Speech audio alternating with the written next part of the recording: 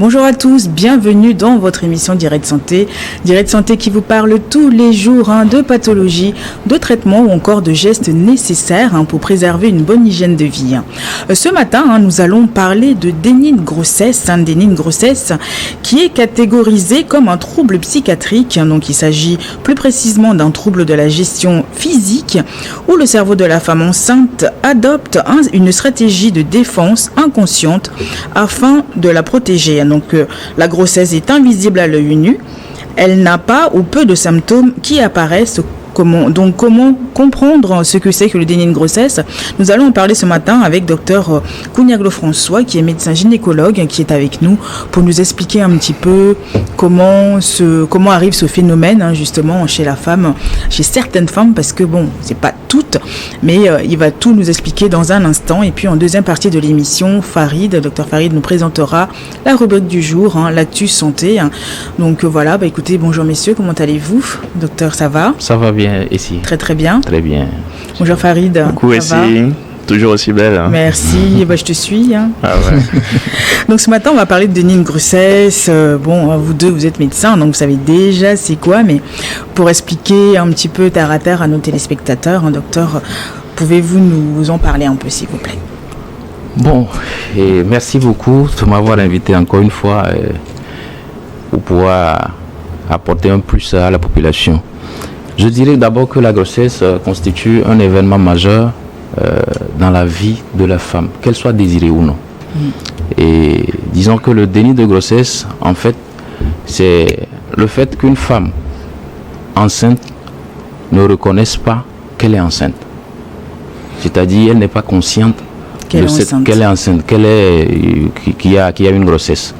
Donc, en quelque sorte, c'est ce qu'on peut dire. Mais cette reconnaissance de grossesse ou bien ce déni doit se manifester au-delà de 20 semaines d'aménorrhée. Donc, et à partir du 5e mois de grossesse.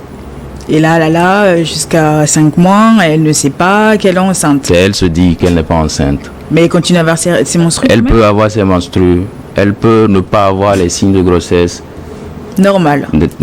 Elle vit sa vie tranquille. Elle prend peut-être ses pilules contraceptives. C'est possible. Dangereux ça quand même. Vraiment dangereux. Parce qu'il y a des complications qui vont en découler. Ouais. Mais justement, comment ça arrive ça? Enfin, pourquoi ça arrive justement? Le déni de grossesse, en fait, ça peut arriver à toutes les femmes. C'est pas forcément que c'est lié à une maladie ou bien à une pathologie que la femme a ou bien à son état social ou bien à quelque chose. Donc toutes les femmes peuvent être concernées par un déni de grossesse. Même une femme qui a déjà eu des enfants aussi peut... Même une femme qui a déjà eu 10 enfants peut avoir un déni de grossesse un jour. Comment on explique ce phénomène justement? Parce que c'est un peu bizarre. Bon, en fait, les études ont montré qu'il n'y a pas un profil type de femme qui développe un déni de grossesse. Donc, quel que soit l'état, et même des études ont montré que dans 95% des cas, les dénis de grossesse retrouvés chez les femmes sont des femmes normales, qui vivent bien, multiparts, c'est-à-dire qui ont déjà eu 2-3 enfants, qui ont développé cette pathologie. Parce qu'il y a déjà une idée préconçue dans laquelle les gens disent que soit c'est les adolescentes, soit c'est les femmes qui ont un statut social un peu défavorable, ou bien c'est les femmes qui présentent un trouble psychiatrique. Mais ça, c'est des idées préconçues. Donc, pour ceci, les études ont montré que c'est faux. Et donc, il n'y a pas de cause réelle, quoi. Il n'y a pas de cause réelle. Tout le monde, toutes les femmes peuvent faire un déni de grossesse. Oui, c'est aussi souvent, on dit, quand on parle aussi de grossesse extra aussi, bon, ça peut arriver aussi à toutes les femmes. Oui, la grossesse extra-utérine aussi peut arriver à toutes les femmes. C'est possible. La grossesse, c'est une grossesse qui va se développer en dehors de l'utérus. Donc, ça, c'est possible. Mais dans le cas de grossesse extra-utérine, il y a certaines causes qu'on peut retrouver. Mais pourquoi justement on parle de troubles psychiatriques? Oui, on va parler de troubles psychiatriques parce que la grossesse peut entraîner une effraction psychique chez la femme que la femme ne pourra pas supporter. Donc dans ce cas, on peut parler de troubles psychiatriques. Le fait d'avoir un déni de grossesse même peut être à la base ou bien peut favoriser ce trouble psychiatrique chez la femme, parce que du moment où elle va reconnaître, ou bien soit si elle le reconnaît le plus tôt, c'est bon. Ça ne va pas trop avoir de conséquences sur son psyché. Mais si elle le reconnaît à la fin de la grossesse, c'est là où c'est encore plus grave, selon les études. Mais moi, ma question, c'est que pendant toute cette période-là, il n'y a pas de signe du tout, parce que même quand elle vient à l'hôpital, il n'y a pas quelque chose qui, au moins, qui alerte. Il n'y a pas un signe qui alerte. En fait, c'est ce qui se passe chez la femme qui présente un déni de grossesse. Il y a une pauvreté des signes physiques. C'est-à-dire, une femme qui est enceinte doit avoir des signes, on parle des signes sympathiques de la grossesse. Les signes sympathiques de la grossesse, soit les nausées, les vomissements, vertige, elle va prendre du poids, le ventre va sortir. Mais une femme qui a un déni de grossesse, il peut avoir une absence de tous ces signes. Jusqu'à combien de temps ? Elle peut avoir même des menstrues. Elle peut saigner chaque mois. Et elle se dit, elle continue pas à prendre ses pilules contraceptives. Déjà, on dit que le saignement pendant la grossesse est très dangereux. Oui. Saignement pendant la grossesse, c'est dangereux. C'est ce qui arrive, c'est ce qui montre que ces saignements pendant le déni de grossesse, des études ne sont pas arrivées à pouvoir expliquer ça. Parce que on a pris des femmes qui étaient enceintes de façon normale, qui ont reconnu leur grossesse, et des femmes qui ont présenté des dénis de grossesse. On a fait des dosages hormonaux. Chez ces femmes, on a retrouvé pratiquement que tout était, c'était la même chose chez les femmes ayant une grossesse normale et chez les femmes ayant présentant un déni de grossesse. Donc à la fin, il n'y a pas vraiment une conclusion pour pouvoir expliquer ces menstrues. Mais juste dans les interrogatoires, on a retrouvé juste que chez certaines femmes, c'est pas vraiment des saignements. Elle peut saigner juste un jour, juste 2 jours. Bon, elle se dit, elle a ses menstrues. Mais c'est pas vraiment des menstrues. La plupart du temps, ces femmes peuvent avoir ces saignements jusqu'à 5 mois, des fois jusqu'à 8 mois. Ça peut s'arrêter à un niveau donné. Mais d'autres femmes sont allées jusqu'à dire qu'elles ont eu les saignements jusqu'à l'accouchement. Mais c'est pour celles qui sont allées jusqu'à l'accouchement, c'est une infime partie. Mais d'autres vont te dire 4 mois, elle a saigné jusqu'à 4 mois, elle a saigné jusqu'à 5 mois. Mais ces saignements n'ont pas été vraiment documentés au cours des études pour pouvoir dire que c'est telle chose qui est à la base de ces menstrues au cours d'un déni de grossesse. Ah, c'est vraiment des phénomènes qui arrivent, c'est vraiment compliqué. Oui, c'est des choses inexplicables. En fait, le déni de grossesse même, c'est un terme qui est un peu difficile à expliquer. Et c'est même... bon, chez nous, en Afrique, nous n'en parlons pas, les études sont rares. Mais même de l'autre côté, en Europe, les études aussi sont rares, mais on en parle un peu plus. C'est pour ça, on doit en parler mais pour pouvoir attirer. Mais il y a des cas quand même ici, non? Oui, il y en a. Mais les études sont rares par rapport à ça. Pour pouvoir vraiment prouver qu'est-ce qui se passe exactement. C'est pour ça, plus c'est lié à une pathologie psychiatrique. Et donc du coup, jusqu'à combien de mois on voit jusqu'à combien de mois le ventre pousse, le ventre commence à sortir? Déjà à partir de fin premier trimestre, 4e, 5e mois, le ventre de la femme doit commencer par pousser. Et bon, elle doit se sentir, déjà elle-même, elle doit se sentir, quand tu es enceinte, il y a une aménorrhée, c'est-à-dire absence de menstrues. Mais si elle se dit, elle a toujours ses règles, ça veut dire que pour elle, elle n'est pas enceinte. Donc il doit avoir le ventre qui doit pousser à partir de 4 mois et demi, il doit avoir les mouvements actifs-photo qu'elle doit sentir à partir de 4 mois, 5 mois. Donc tout ceci est absent et chez elle, il n'y a rien comme grossesse, malgré qu'il y a un fœtus qui est là. Mais dans le cas d'une grossesse, justement, le ventre commence à sortir à partir de quand? Ou bien ça va jusqu'à l'accouchement parce qu'elle peut accoucher n'importe comment, n'importe quel moment et n'importe où. C'est ça les conséquences. Parce qu'il y a 2 types de déni en fait. Il y a le déni partiel. La femme peut se rendre compte entre 5e et 8e mois. Et il y a le déni total, c'est jusqu'à l'accouchement. Et tu vas voir ces femmes, souvent le diagnostic est fait. Soit elle est partie dans les toilettes, et elle a vu qu'il y a du sang qui sort et il y a quelque chose qui est sorti, c'est un bébé qui est sorti. Soit elle vient aux urgences pour une douleur abdominale et on se rend compte qu'elle est enceinte.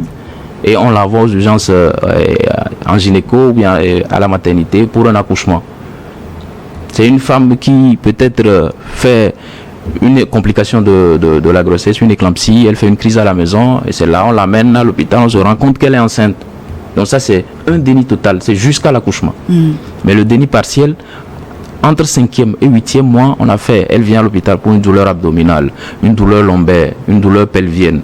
Et bon, le médecin se dit, tiens, on va faire une échographie. Et l'échographie nous permet de voir qu'on retrouve une grossesse. Une grossesse. Alors imaginez, c'est des jumeaux, des triplés. Oh là là, Seigneur. Donc, du moment où on fait déjà l'échographie et on voit, on lui dit, il y a certaines qui vont accepter. Donc là, elle reconnaît sa grossesse et le suivi va se faire de façon normale. Mais d'autres, du moment où elle ne vient pas à l'hôpital, c'est jusqu'à l'accouchement, jusqu'au jour. Elle a même peut-être accouché à la maison. Oh, est-ce que je Farid, peut-être je sais c'est pas le si... SAMU ou bien qui vient là... constater tous ces trucs-là. Je trouve très... c'est très dangereux, au fait. Je ne sais pas si toi, tu as des cas aussi qui se présentent à la clinique. Mais... Oui, c'est particulier parce que, comme le docteur le disait, les saignements, on ne sait pas d'où est la provenance de ces saignements-là. Il peut s'agir de saignements pathologiques, métrorragie, notamment au niveau du premier trimestre. C'est des saignements qui orientent peut-être vers un avortement, qui est peut-être en cours.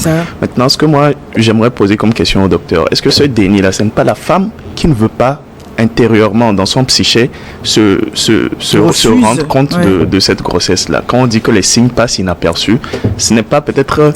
Elle justifie peut-être une prise de poids ou alors des seins un peu douloureux. Elle va lier ça peut-être à un syndrome prémenstruel ou bien ce genre de choses-là. Moi, je pense peut-être que c'est... Intérieurement, elle se dit non. Elle refuse catégoriquement pas, en fait, cette grossesse-là. Oui, en fait, ce que je dis, au départ, tout le monde prend le déni de grossesse comme lié à un problème psychique que la femme a. Donc c'est ça que j'expliquais pour dire que toute femme, même si tu n'as pas un problème, même si tu as déjà 2, 3, 4 enfants, même si tu vis ton foyer de façon stable, peut faire un déni de grossesse. Parce que la grossesse d'abord va entraîner une effraction psychique que la femme ne pourra pas supporter. Qui peut engendrer ça? La grossesse même, le fait de tomber enceinte, peut entraîner une effraction psychique que la femme ne va pas supporter. Du coup, bon, on se dit, elle a une aménorrhée, peut-être un mois ou bien un retard de règles, c'est une grossesse. Mais par après, elle a vu des traces de sang, elle se dit, c'est mes menstrues. Mais c'est une grossesse qui est là, qui se développe. Mais elle se dit, je ne suis pas enceinte parce que je continue pas à voir le sang. Bon, elle se dit, il n'y a pas un problème, elle n'a pas un problème en tant que telle. Même, on est allé dire que cette femme peut contaminer le médecin qui sera en face d'elle pour l'examiner. Le médecin aussi peut passer à côté de ce diagnostic, c'est possible. Le médecin aussi peut passer à côté du diagnostic. Bon, c'est des trucs que moi j'ai déjà une fois vu, parce que elle est déjà allée quelque part, mais on n'a pas vu cette grossesse. On n'a pas eu le réflexe, on a regardé le ventre. Le ventre, c'est un ventre qui est normal. Ça nous dit, même une femme qui tombe enceinte, quand tu palpes, il va avoir, la hauteur utérine va commencer, une augmentation du volume de l'utérus. Mais à la clinique, tu ne vois rien. Donc on se dit, on parle de thème contamination du médecin. Donc c'est pas forcément que la femme ne voulait pas dans son psyché quelque chose. C'est-à-dire qu'il n'y a pas de terrain favorable. Il n'y a pas de terrain favorable. C'est-à-dire... Parce que peut-être selon le profil, parce que si c'est les ados, peut-être que c'est les ados. On se dit, elle se dit, elle n'est pas prête pour une grossesse, donc on se dit, je ne suis pas enceinte. Mais toute femme peut faire. Effectivement. Toute femme qui vit de façon stable, qui n'a pas de soucis, peut faire un déni de grossesse. C'est possible.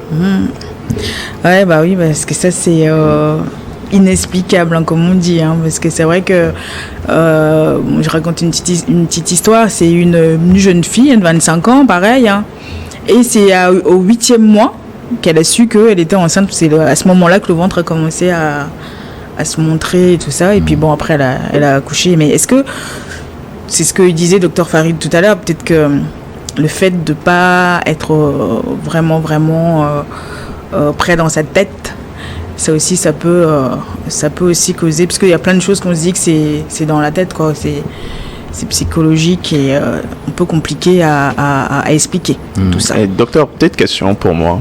Est-ce que il peut se passer des cas où le test de grossesse est négatif, mais qu'il y a une grossesse, c'est-à-dire la personne a un déni de grossesse, elle fait un test de grossesse, c'est négatif. Ça peut arriver, ce cas-là. En fait, le test de grossesse, ça dépend d'abord de quel type de test de grossesse elle a fait. Est-ce que c'est le test de grossesse urinaire ou bien sanguin? test de grossesse urinaire, moi je suis médecin gynéco-obstétricien. Bon, moi je le dis, je n'ai pas vraiment confiance. C'est pas fiable. Hein.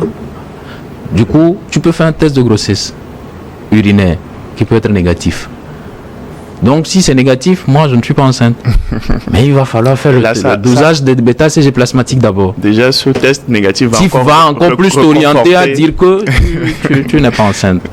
Donc, c'est pour ça, moi, je dis souvent, tu es enceinte ou bien tu as un retard. La première des choses, c'est consulter un médecin, c'est consulter une sage-femme peut-être, essayer de faire une échographie. C'est l'échographie seule qui va nous permettre de dire le diagnostic de grossesse. Ou soit dosage de bêta-CG peut nous dire c'est élevé, il y a grossesse. L'échographie va nous dire le diagnostic de grossesse, le siège de la grossesse, la vitalité. Donc c'est l'échographie. C'est pour ça que je dis. Même la prise de sang, c'est fiable quand même. Oui, c'est fiable. Maintenant, ces grossesses là, c'est où? Ah. On ne sait pas. C'est ça. C'est où? C'est ça que je dis. Quand le cas des grossesses extra-utérines, c'est où exactement? Il faut savoir. Est-ce qu'il y a une anomalie au niveau de l'utérus, une malformation, un truc comme ça? Il faut savoir aussi. Donc, test de grossesse urinaire négatif, la femme se dit « Ah, je ne suis pas enceinte ». Et elle est dans son déni comme ça, tranquillement. Elle peut prendre même les pilules jusqu'à 5 ou 8 mois de grossesse. Ouais, tout se mélange là. Waouh. Écoutez, ok, on va marquer juste un temps de pause. On revient juste après les informations. Restez avec nous.